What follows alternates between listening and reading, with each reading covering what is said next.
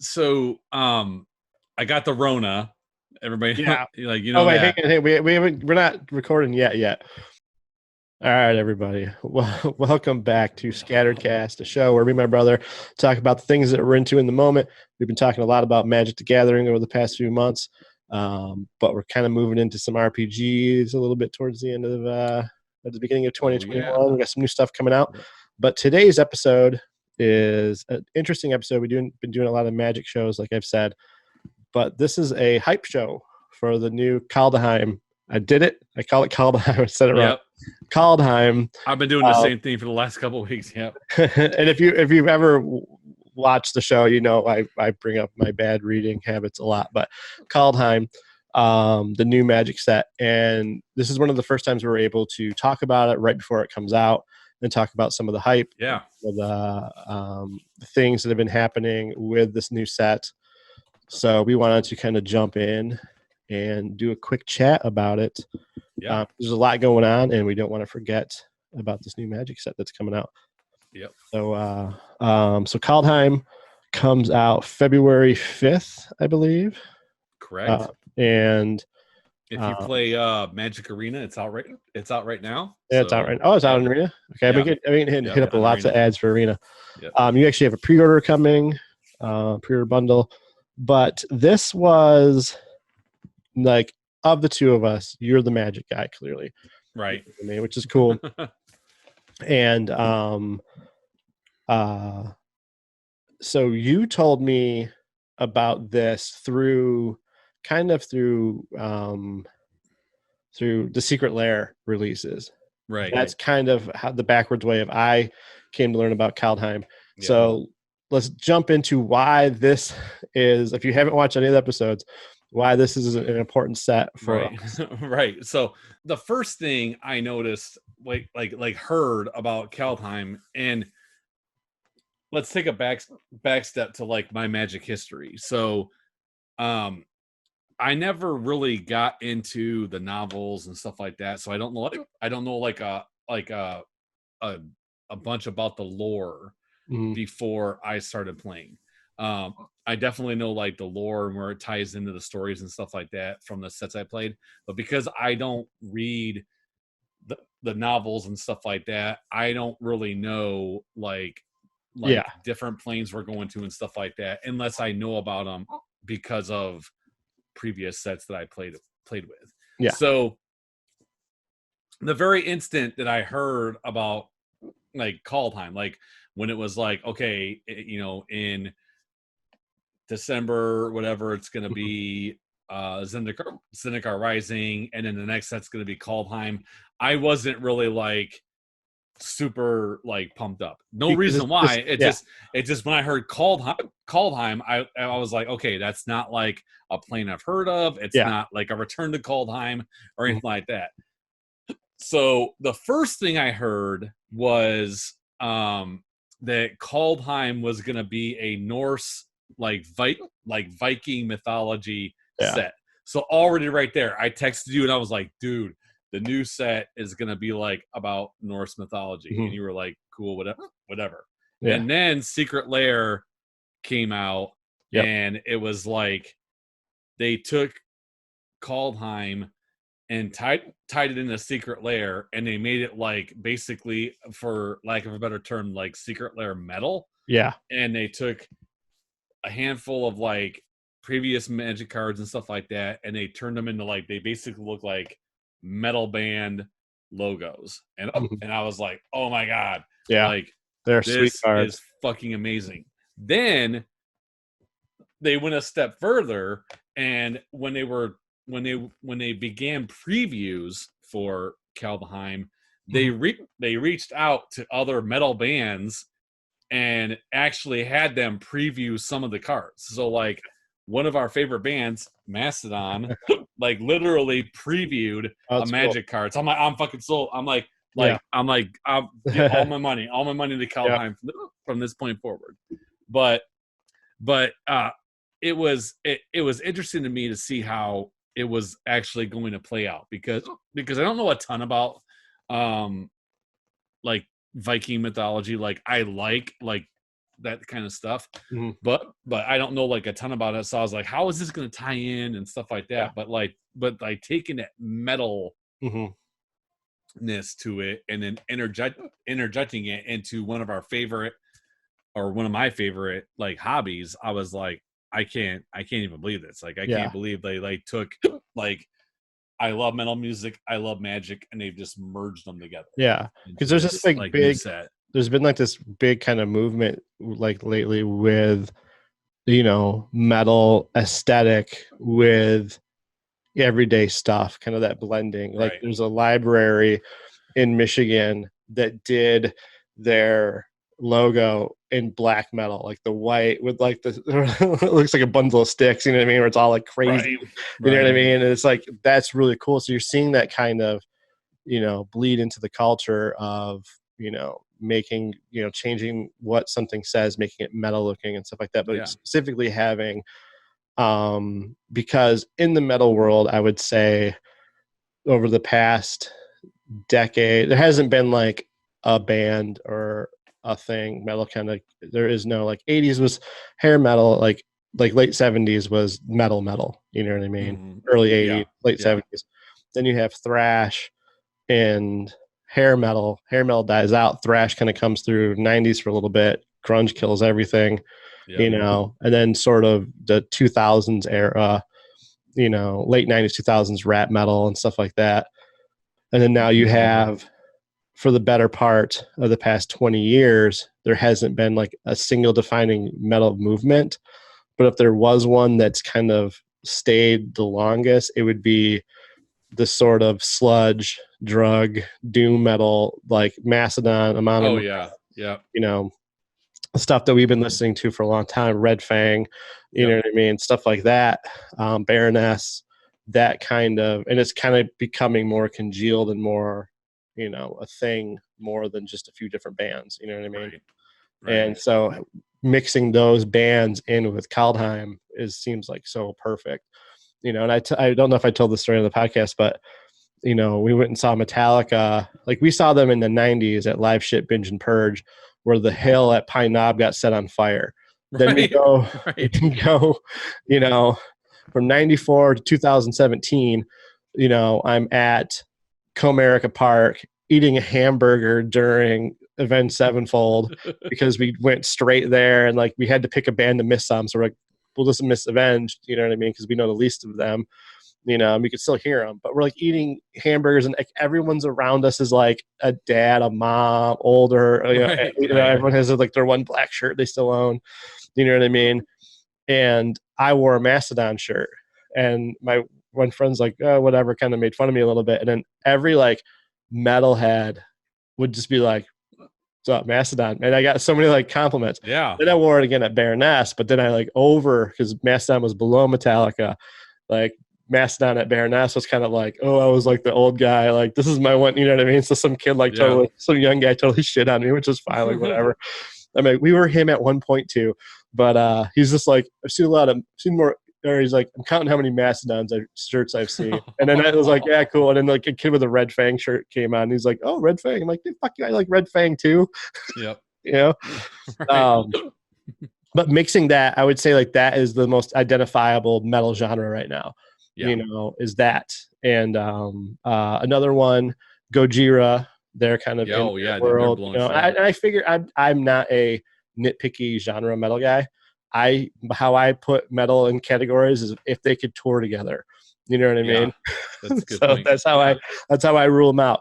Gojira can tour. No, I don't get into like the freaking breakdown like crazy of like, oh, they're like post 70s. Like, no. Yeah, I don't care. Does it sound cool? Because it's like I'm on our Mars. If they're gonna be listed in the back of a fucking tour T-shirt, then that's cool. How I group them up. And like I'm on our Marth, like I love them. I'm not big into Viking metal. I don't listen to all Viking metal bands. I just love them on our Marth. So when you told me that with these cards, and I missed the set, which I was kind of kicking myself in the ass for. Which, by the way, we're just gonna go ahead and disclaimer. Of all, like, I love Mastodon. Like, how you don't get Amon Amarth to fucking spoil a Magic card about Viking metal? Like, I just like. That's That's a fail in my book. Oh, they don't have an Amount of Mouth card? No, they didn't. They didn't have one. They didn't come Ah, out with. No, man. boo, It was boo. like it It was was like like they Mastodon Googled. was like the biggest Yeah. name out there. So, and if I'm wrong about that, which I don't think I am, there's gonna be people like screaming at the like. Yeah, it's right in the comments Right. if we're wrong about Yep. whatever. If we're missing anything, but this is a hype Yep. cast, so we don't know. It's anything. hype, man. It's just hype. like talking about like the initial things, Uh-huh. initial thoughts. For me, how much like I feel like I'm gonna play certain cards or like what kind of things I'm excited about. And I love this kind of stuff because it's one of those things. It's like, hey, 6 months down the road, you go back and you're like, were you right about a certain thing? Were you wrong about a certain thing? Like, was that thing you were really excited about? Like, did it blow shit up or did it like fizzle out? So we're both excited about it. Do you want to jump into some of the mechanics of it, or do you want to jump into some cards that are kind of getting tweaking? I think that with do you want every to talk new more set, about what the intro and how we got into it? No, I mean, I'm gonna get into new Magic shit because it's new Magic stuff, but the fact that it was like already kind of like a flavor, a theme that I like, which is Vikings and stuff like that. I was like, okay, I'm sold on that. Totally. And then tying Metal. like the metal aspect of it, I was like, dude, they like found a way to suck me in. But I will bring up that last thing before we move on to mechanics, which is the tie-ins and all that have really been the driving force of both of us, like getting like even in like the days of COVID when we can't like get down, we can't sit down with people and stuff like that. Yeah. The funny thing about that is that some of these crossovers and stuff like that in the last 6 to 8 months have been the driving forces of us either like completely restarting Magic, which is in your case, or with me, like getting me more hyped up about it. I mean, you go back to Ikoria and they tied in freaking Godzilla. So it was like, okay, goddamn it. Yep, we're going to be there. Yeah, anyone who doesn't, I'll link it to link it in the episode. One of our first Magic episodes was us like opening our Ikoria stuff and being hyped on Ikoria because it was like, dude, and it's weird, like you said that, like how the not tearing is like the wrong word, but like the pulling apart of everything of the world because of the pandemic, yet this stuff is kind of surviving, and the next few episodes coming out are going to be about RPGs and how that has sort of flourished. Like it's like the flower growing in the crack of the concrete. No, you're absolutely right, because the stuff that's happening when it shouldn't happen, and like how how we're managing to do that. And it's cool. We talked about this a couple. More excited about it, but we talked about this a couple episodes ago, where it was like some of these things that we talked about or wanted to figure out how to do. So like, like, oh, is there a way to like play Magic like over a webcam, or is there a way for us to like role play, on the internet? And it was like, I mean, we can kind of figure it out. And then the pandemic happened, so you would think like, okay, now this stuff that you normally have to like be in person for is definitely out. Like there's no way. Like nobody's gonna be getting together playing Magic. Nobody's gonna be getting together playing role-playing games. And then because of that loneliness, because of that like being at home with our RPG books or Magic cards and stuff like that, we literally found ways to do things that we wanted to do 5 years ago, like way before a pandemic. Like me and you have been basically going back and forth since I moved down to Indiana about finding out if there was some way we could play like role-playing games. And it's like, oh, well, we could do over the internet, or we could do this, and then like we never did. Or we were like, well, maybe we'll like learn the rule set, and then like when you come up or like when I come up or you come down, we'll get like a couple games and stuff like that. Never did. As soon as the fucking pandemic happens, I play more role-playing games over the course of like 7 to 8 weeks with you and Janice than I have done in like 20 years. So it's awesome that like the pandemic is not awesome, obviously, but I like the fact that the pandemic has forced creativity, has forced the fact that like we had to figure out how to do things that we wouldn't normally do. And that can translate to all manner of things. It can translate to playing Magic with each other over a spell table, or we can translate it to playing role-playing games over the internet, or you can translate it into the fact that like artists and bands that we like to listen to are doing live shows over the internet, and so people are getting exposed to live music and bands that they would have never been exposed to if they didn't like follow a link or pay a couple dollars to see something online that they weren't normally planning on going to. But because there's like no other options, obviously somebody on a Friday night sitting at home drinking a couple beers is like, oh yeah, I'll check out this, band that's doing this live stream tonight, because I have fucking nothing else I could do. I can't go out to the bar and drink. I can't go to any other concerts.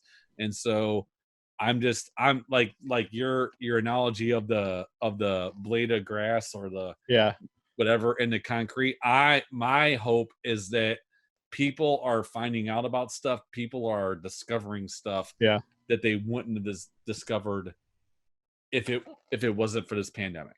I'm trying to not be so downtrodden and like the world's and ending, hopefully blah, blah. that like I feel like we're setting up a good foundation to continue. I think that one of the things that we were doing pre-pandemic is we got time, man. We got time, whatever. There's always time. There's always time. And then all of a sudden, I could do this. Well, no, next time we'll definitely do it. I mean, we went to Gen Con in 2019. I cut it up. You know what I mean? I bought so much shit and I had a ball and then I didn't do anything with most of it. And then it was like, oh, we're stuck in the house now. Start going through these games, So start going through the stuff.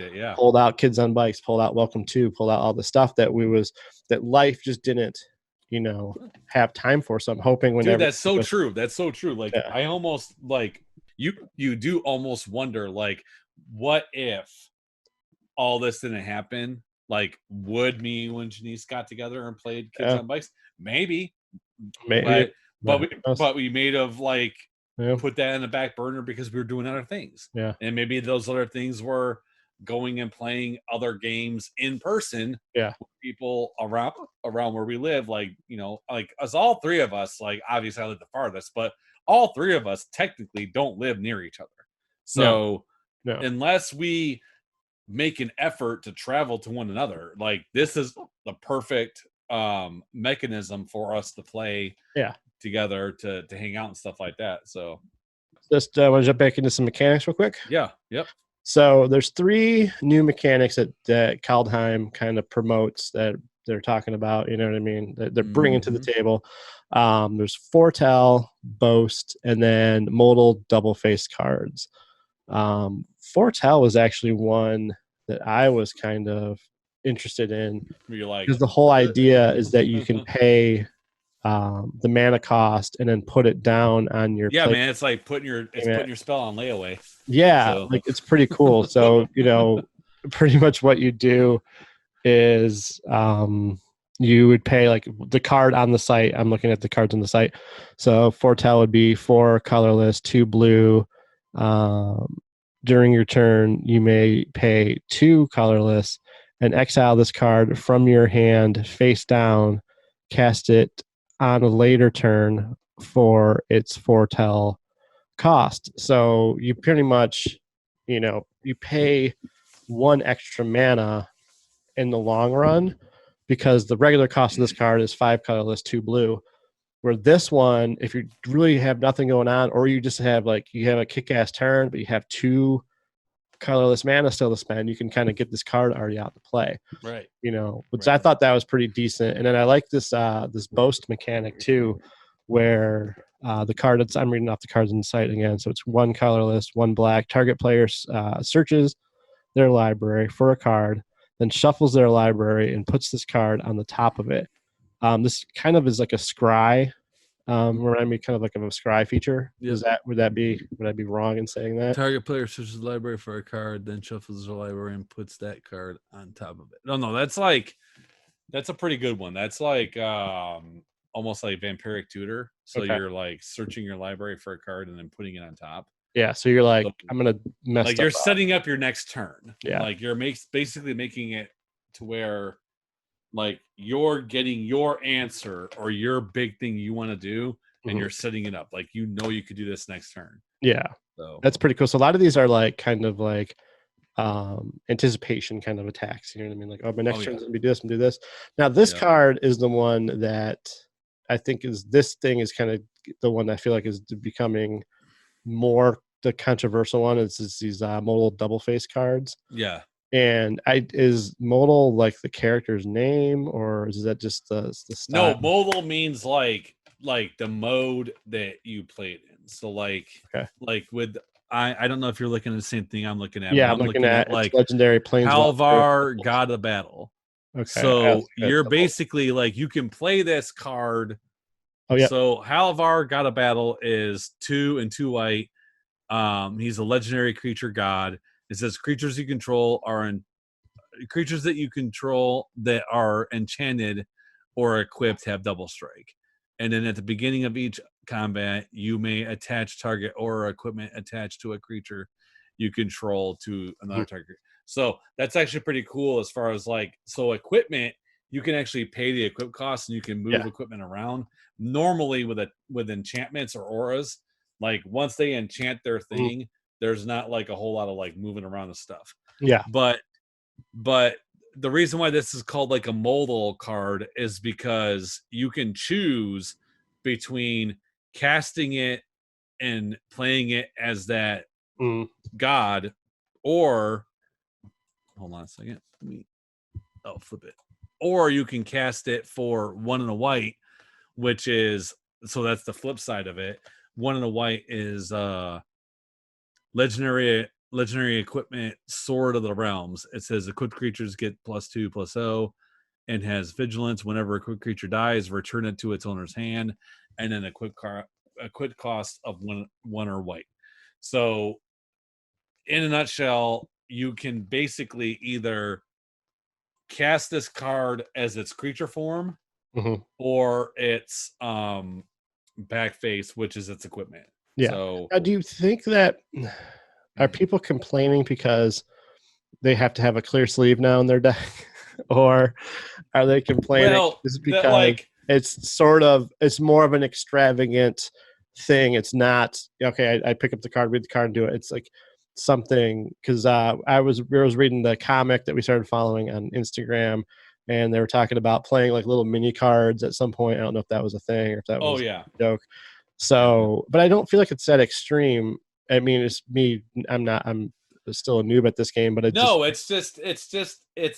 awkward. I mean, some of these cards I really like. Like, I actually really like that card. I think that card's pretty dope. Yeah. But it's just it's new. Sloppy is not the word.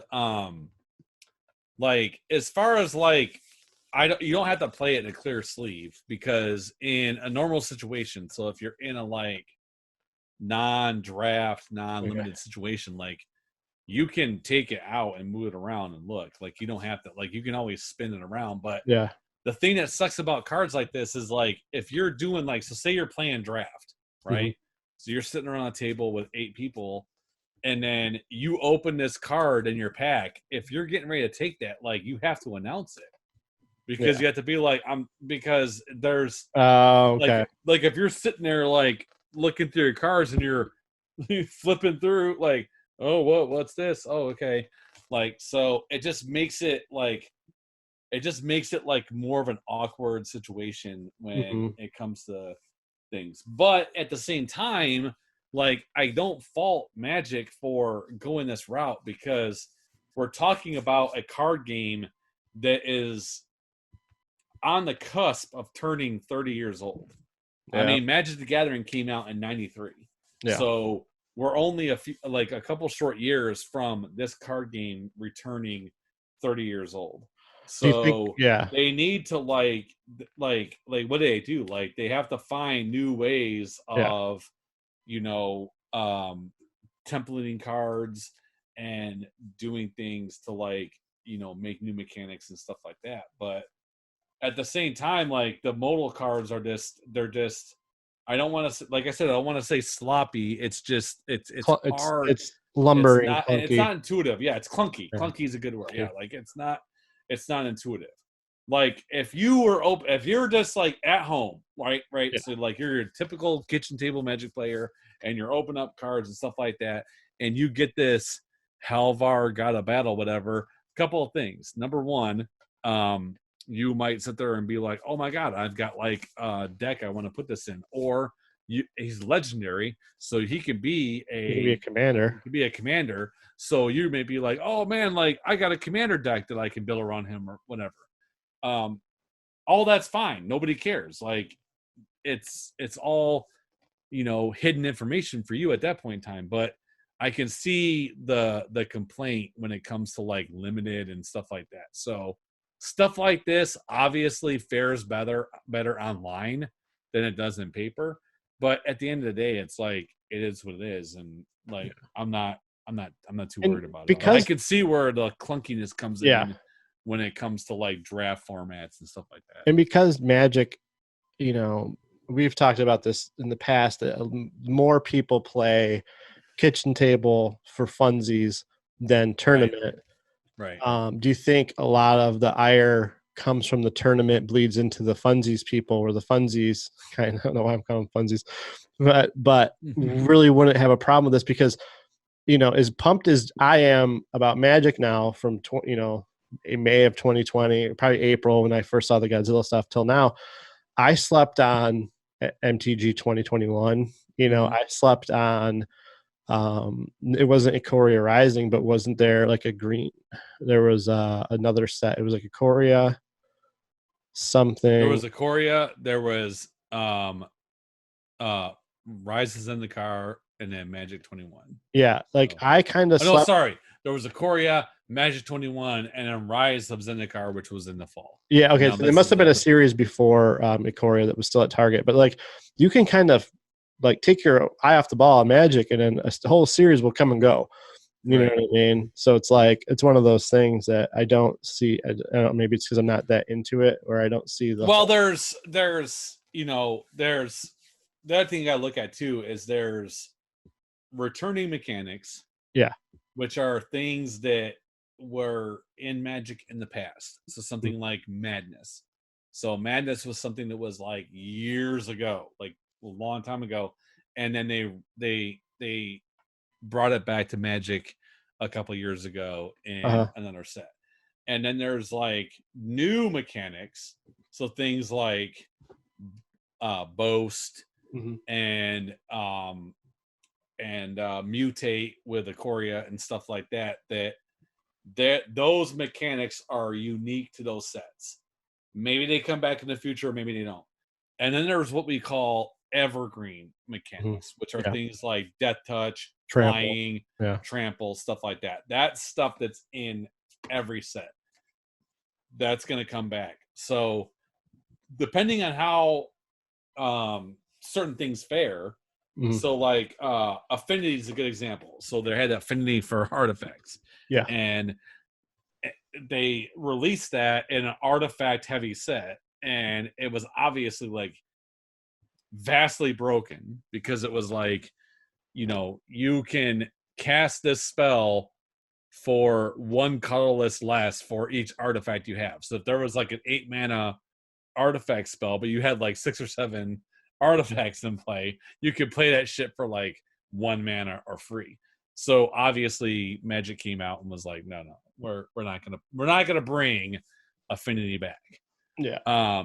But these modal cards, even though they're not technically mechanics in themselves, They're just different ways of like playing the game on, on different levels, so we had the transform cards Yeah. from sets past, where it was like, if nobody casts a spell this term, you transform that card, so they've been playing with this play space Yeah. to try to increase what they can do. So, but I mean, I don't have a problem with it. I don't have a problem with the mechanic, but at the same time, I can see like the housekeeping problems with it, and the limited magic problems with it. Okay. Well, I think that's and I don't ask these questions for everyone listening to start shit. I'm definitely a noob at all of this. So I'm more or less playing devil's advocate of just like, I'm trying to understand where Right. it's coming from, no pun intended, where it's coming from, what's happening, and kind of like just talking about it. So it's not, I'm not being flippant of like, are people just getting mad? Because I totally understand when things change and some stuff where it's just like you said, it's the housekeeping of it. It's the fact that Magic is in a tough place of it's like Marvel and DC comics. Like superheroes get recycled all the time, their backstories, everything, but you're still dealing with 60, 70 years of backstory.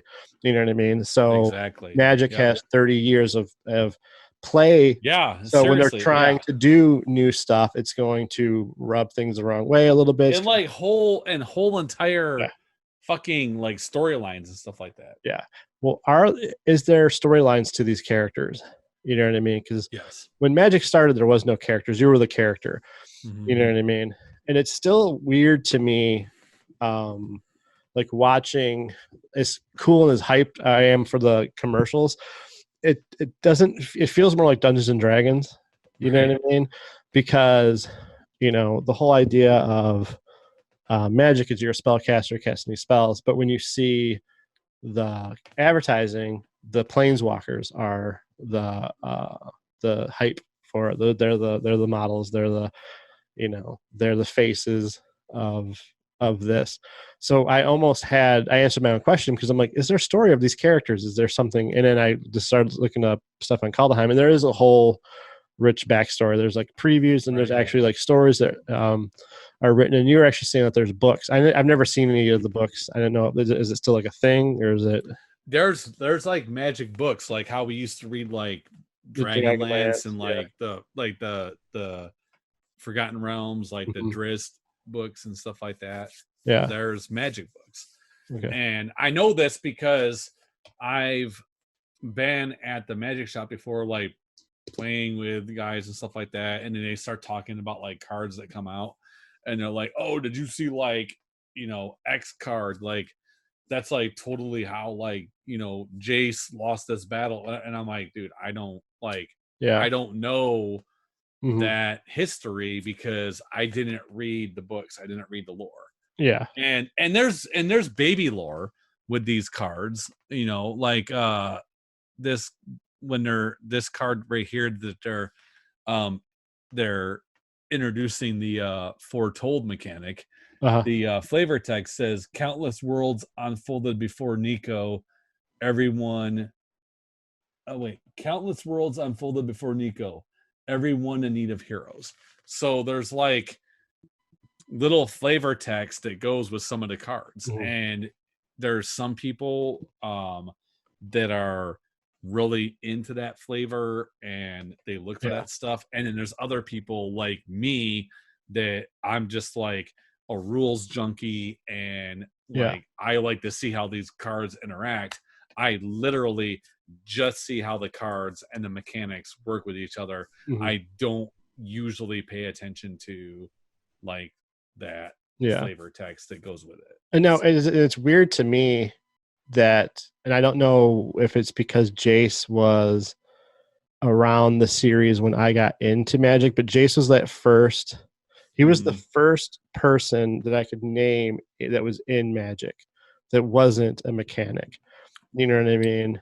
But it was probably because when when you started playing Jace the Mind Sculptor, that was like the marquee card. Yeah. that you could That's get at probably the time. why. Like in your mind, you were like, oh my God, there's people that are paying $100+ for one Magic card, and that was Jace the Mind Sculptor. So for you, that's like obviously like an indelible, Yeah, like kind of thing. and he's the one for that me, when I first in. started playing Magic, besides Jace the Mind Sculptor, it was Emrakul, the Ions Torn from Rise of the Eldrazi, which was like a 15/15 monster that you had to pay like 15 mana to cast it. And everybody was like having like all these different ways of like cheating it into play. And so like my knee-jerk reaction, like my very, very first memories of Magic was like this giant monster that was like impossible to cast. And then I played for a couple of months, and then I started going to F&Ms, which are like mini tournaments, and everybody and their brother was either A, playing Jace the Mind Sculptor, or B, playing cards and decks that could beat Jace the Mind Sculptor decks. And I was like, oh my God, that card's like so awesome. And then you go back and you get online and you look and you're like, $110 like for a fucking card, like, and it was like, I'm never gonna have a fucking card like that. And then I remember like going and getting a pack from Target and opening it up and like actually having like a Jace in that pack and being like, oh my God, like I got Jace the Mind Sculptor. And then I flipped to the Dark World, which is the blue Magic world. So for those that don't know about Magic, everybody that knows about Magic knows what I'm getting ready to talk about, but blue X decks are the bane of everybody's, because blue is the most powerful color of Magic. Okay. So, yep. We joke about it. It's not, but it is if you know what you're doing. Like blue is the color of like control, deceit, counter magic. Like you play a spell and I'm like, nope, counter spell. Can't play that. Or you play a big old nasty creature and I play control magic, take control of your creature, use it against you. Like all of blue is like the trickery color of Magic. And it's crazy that I started to get kind of away from my big dummy decks of the big green dinosaurs because blue has big dumb creatures in it, the decks I've been playing. But there's also that Moby Dick card that where it's like, no, you keep attacking me, so it takes control of what you're doing. But if you have a bunch of like Meat Boy turtles like I had when we played, we didn't record this one, but I discovered a card I really liked and actually bought a second version of it for an EDH deck or something. But it's one of those, but it's like what you said, knowing the rules, you don't want to put this creature in your deck because it's a big beefcake, because if it's not laying on the field, it makes the opponent attack you. Right. So, but it works really well if you have a bunch of low attack blockers. You know what I mean? Yeah. So that's where I was really starting to get the gears were clicking of like, oh, this is a cool card. It might not go into. Well, it's a card. It's also a card that prevents you from playing against those people that just always want to sit and try to like amass the army before they attack. And it's like, no, you don't get to do that. You don't get to sit there with your 1/1s and 2/2s and amass this army. You are going to have to attack every turn. And if you do attack, you might attack into something of mine, which is only like a 1 or a 2 or maybe at the highest a 3, but it's got a big ass that's going to be able to absorb that combat. And most of the shit, if you're trying to flood the field, is probably only like a 1 or 2 toughness creature anyway. So you're going to start eating up their army. To the point where they're not going to have anything left they could do to you.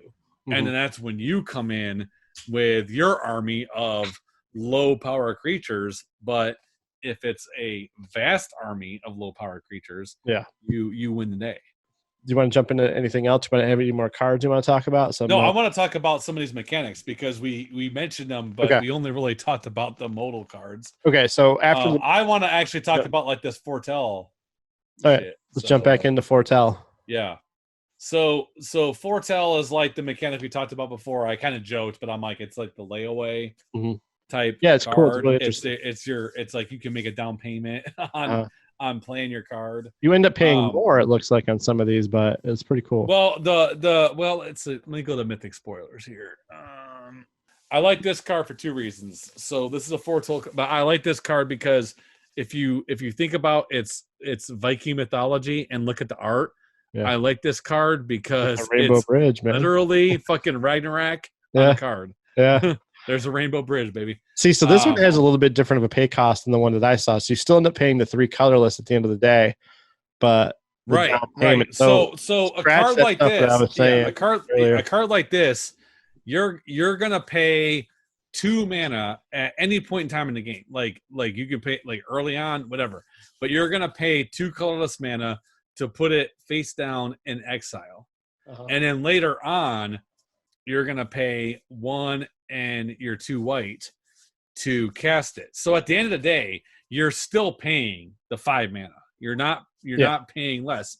But the reason why I like this card is I like this for like something like a control deck where so control decks, you're trying to dictate the pace of action. You're trying to dictate what happens. So control decks, your a control deck is like you're killing creatures, countering spells, wiping the board, which is what this does, destroy all creatures.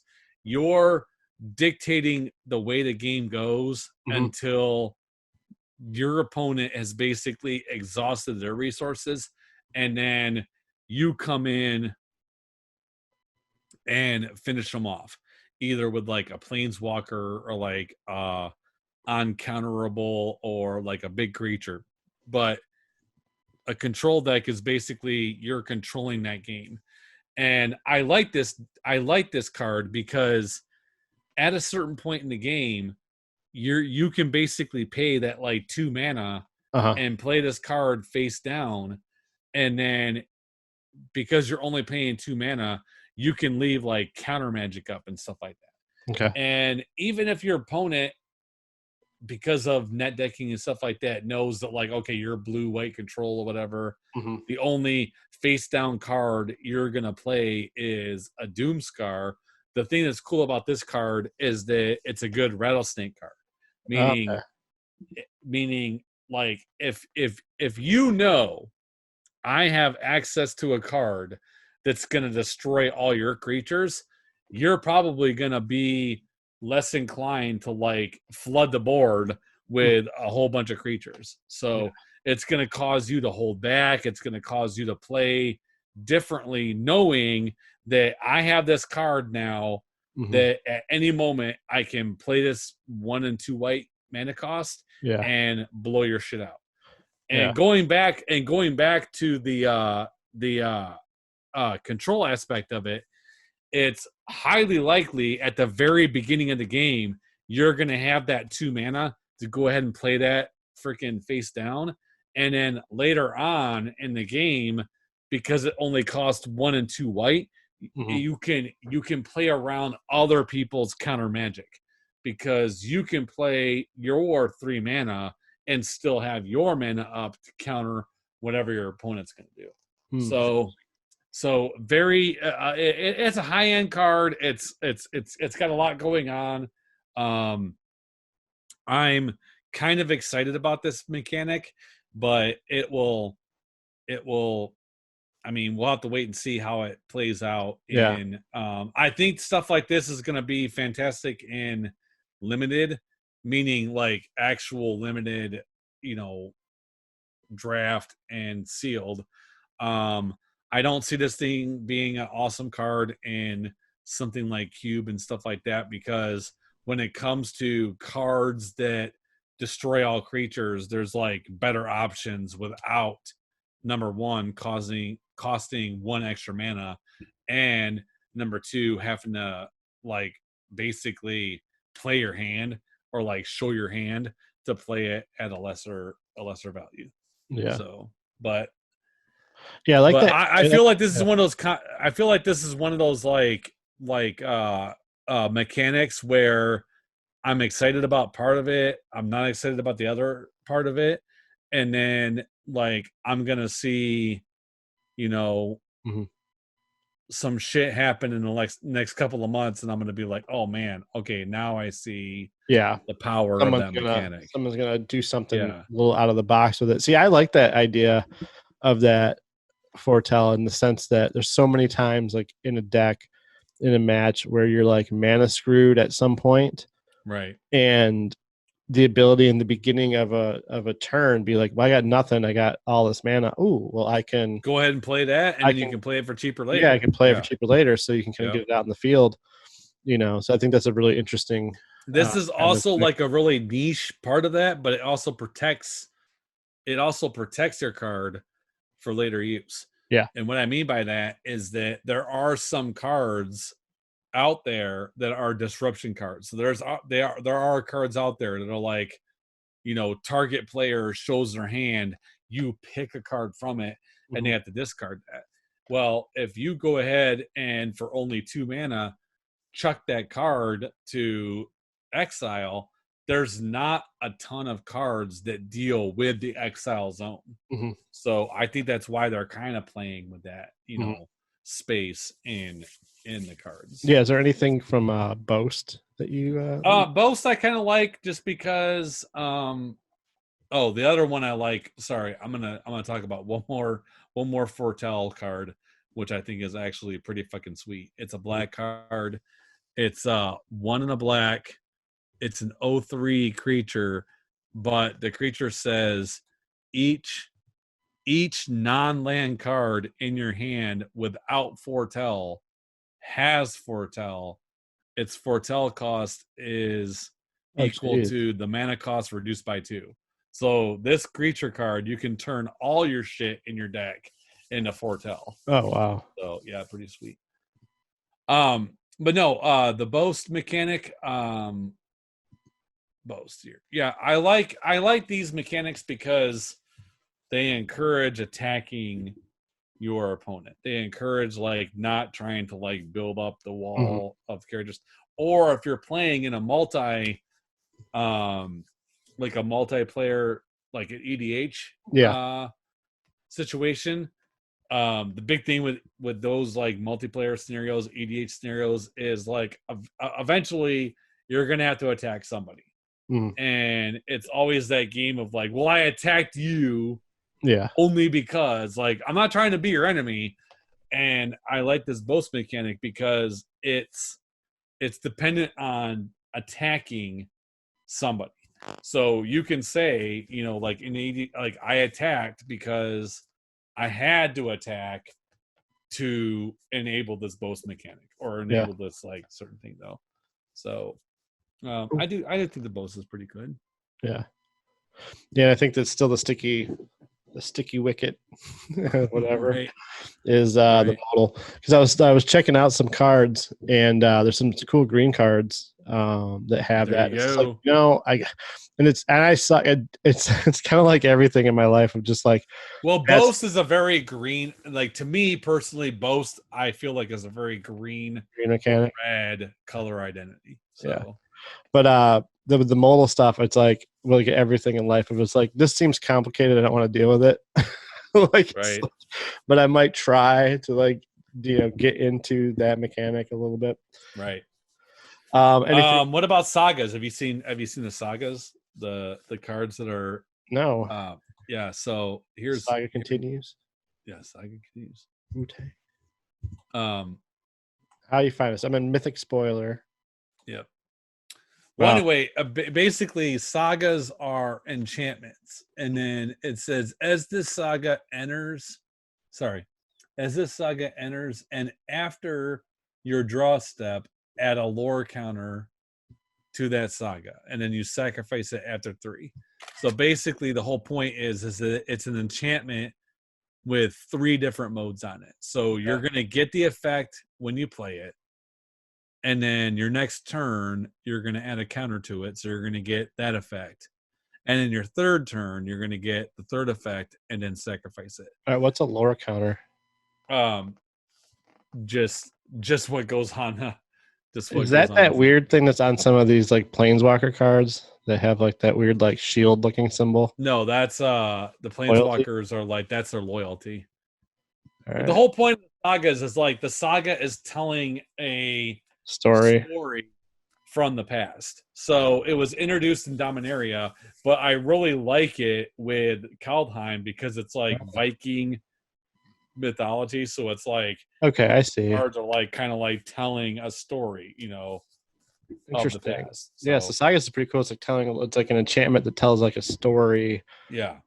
So it's Thor going into that weird bath in Avengers 2, Right. realizing that he Yes. needs to create Yeah. vision. Right. And then the last mechanic, which isn't really a mechanic, it's just a card type, but they're bringing back Changeling, which is awesome because Changeling is a card that says like this card is every creature type. So like if you're playing like an elf deck and you play like this certain like green card that says like this card gets +2/+2 for every other creature card or whatever, you just get to decide like, yeah, that's an elf. That's like whatever. Yeah. Cool. So I'm interested to see like what kind of cards come out with the change. I haven't seen, like, I haven't paid very close attention to the spoilers. I've been busy with my new computer and stuff like that. I just know the new mechanics and I know the manufactured rage behind the spin down. Okay, dice. so let's get into. We're done with all the happy stuff. All right, you see this Yeah. blue and yellow spin down? So yeah, it's very so when you bought a bundle at some point in time, right? Yeah, I have like the thing that had like 10 packs in it and some lands, and it I didn't know came you with could oversized. just buy Yeah. So your bundle came with the oversized spin down life counter. Yeah, I have the Ikoria one that looks like right. fire. Yeah. So I will preface this by saying I kind of get it a little bit because if you look at this die, this is actually like pretty cool. Yeah. Versus the last several. Yeah, because that looks like it's all dies. set. That looks like it's all set in. Like this has like all kinds of like it's just different. It's not just like a blue or a green or a whatever die. And so this is the die that you get if you buy one of the bundles. Yeah. So that box that comes with the 10 cards, whatever. So there was an article, there was a Magic article that came out, and they were talking about the pre-release packs. So like where you can go to a LGS and you can buy a pre-release kit. And in that kit, you're going to get 6 packs plus a foil, like alternate art, either a rare or mythic rare from the set, and a spin down life counter. And in that article, they put it's the same cool spin down life counter you get from ordering the bundle. Okay. And then somebody caught it and they were like, oh no, like shit, stop. Like, yes, it's the same counter, but it's the smaller version that comes in. Yeah, it's a normal. Like, you get like an oversized version in the bundles, but you get like a regular size, like almost D20 size version in the pre-release kits. And now all of a sudden, all these motherfuckers are like, oh fuck, I'm quitting. Like, they're lying again. This is what Magic does. They tell you one thing, and it's like, okay, calm the fuck down. Yeah. Because here's the thing. Anybody that's ordering pre-release kits, you're talking about you're spending $25 for 6 packs and a die and a promo. That's the same amount of money for 6 packs. Yeah. It's a pre-release kit has always been like the spin down is like it's a bonus. Yeah. Nobody fucking buys pre-release kits for the spin down life counter. And now all of a sudden there's Not like even all this me who loves dice. manufactured rage Yeah. of, well, it's not. It's the same life counter. It's just smaller, you know. So there's Yeah. all this rage out there And about how what's the one you get the big life counter in? in the if you buy the bundle, The like a bundle. bundle pack, yeah. Oh But Jesus. my thing is this, and I've been like kind of amped up about this a lot, going back to some other things. But my thing is this: in the Magic the Gathering world, whatever you want to call it, like um I don't know what the word I'm thinking of. Like Fandom. they're um like how they advertise things and stuff Yeah. like that. In the Magic the Gathering world, there is ridiculous amounts, tremendous amounts of leaks Yeah. to their products. There are leaks to cards months before we should even see what those cards are. There's leaks to mechanics months before those mechanics are even announced. And so I feel like Magic is kind of in this crossroads where, in an effort to try to defeat the leaks, Yeah. they have to get their own information out as fast as possible. Mhm. And in an effort to get that information out as fast as possible, that leaves you exposed to making mistakes Yeah. like this, where they didn't want some fucking website or whatever to leak how that Kaldheim Mhm. spin down looked like, because it's obviously different than any of the ones Yeah, we've it's gotten pretty in sweet. years. Die. And so they came out like with their article real quick, which is like, hey, if you get a pre-order and stuff like that, you're gonna get the spin down, and it looks just like the one that comes with the bundle. And they meant, yeah, it looks like the Yeah. same one that comes with the bundle, but it's not the big Yeah. oversized one. And then everybody's like, you said it's the same one. It's like, no, it looks like. And so I feel like in an effort Yeah. to get ahead of any possible leaks, Mhm. they say things and do things that contradict what actually happens, and then they have to make retractions and stuff like Well, that. I mean, it's a So I big, really feel like it's like a lose-lose situation, Yeah, because no. they're like, we got to jump out and get ahead of this, and then we do it so fast, we say the wrong thing or make a mistake, Mhm. and now because we made a mistake, we had to make a retraction. Yeah, and I think that I think people. But I also think it's like it ties into it's a fandom in a internet age. Yeah. So Well, I think that most people don't understand that, like, there are some truly evil companies in the world, oh yeah, and that Magic is not, Wizards is not one of them. You know what I mean? And more often than not, when you work at a big company or any company at all, mistakes, like you said, mistakes happen. And it's mostly through just human error. And then people make huge deals out of just like innocuous, like literally someone wrote that copy and then whoever edited it forgot to look and say, no, this is the smaller one, because there's an email, there's something missed. Dude, we're in a pandemic. Do you think the people at Wizards are all in the office no together? shit. Or do you think exactly. do you think they're spread across the freaking city that they work in? So it's like that whole like jump to just they're out to get you. And how are they going to get you? By lying about a dice. Really?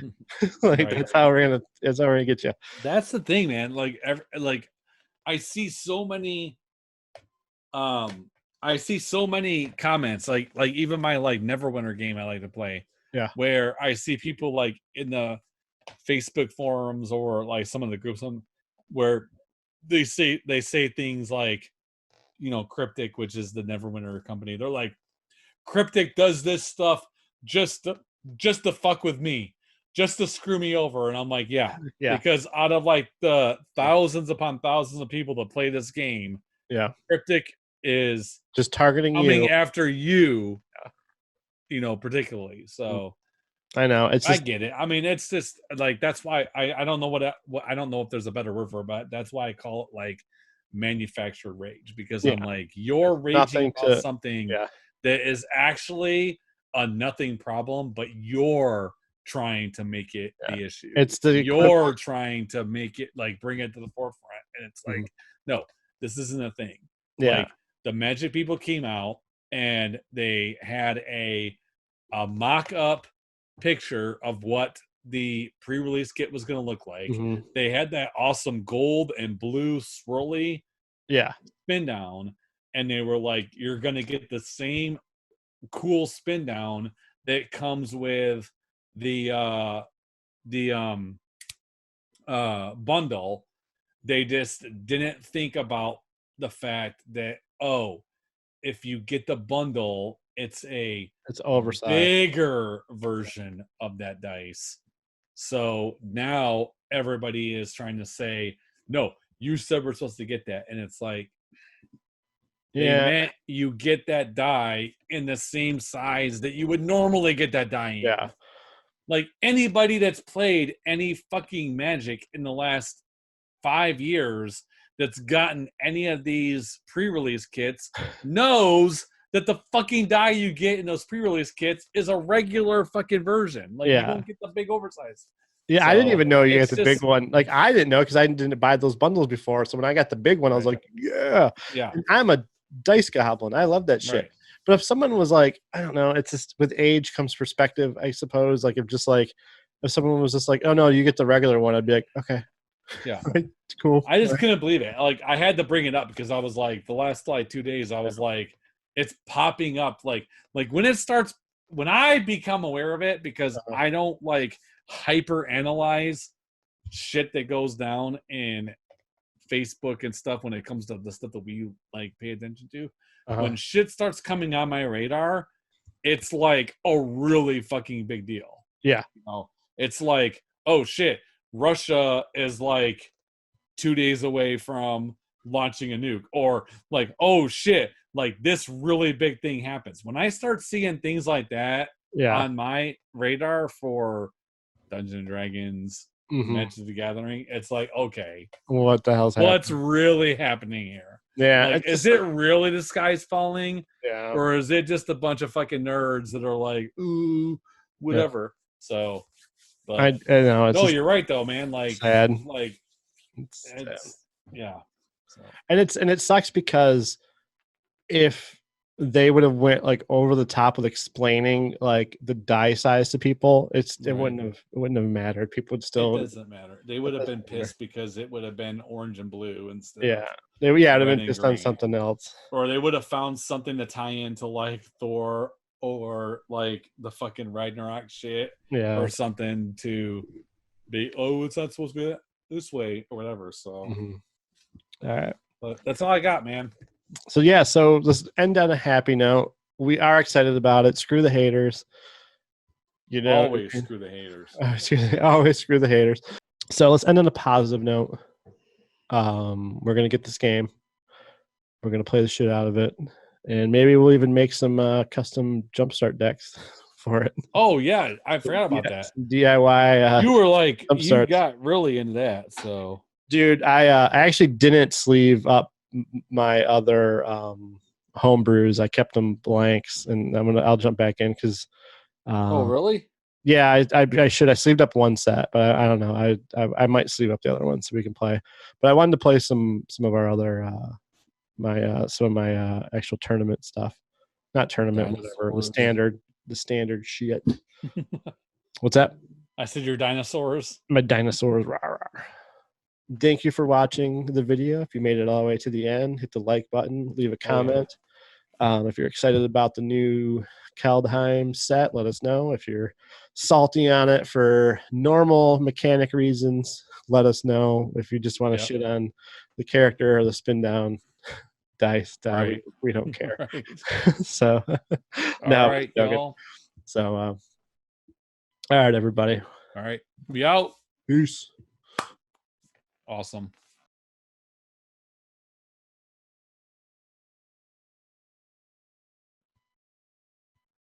Did you just freeze on me? No. Sorry, I was texting. Oh, okay. I'm like, shit. No. Hang on. You're like you're so, totally still. yeah, you're like so still.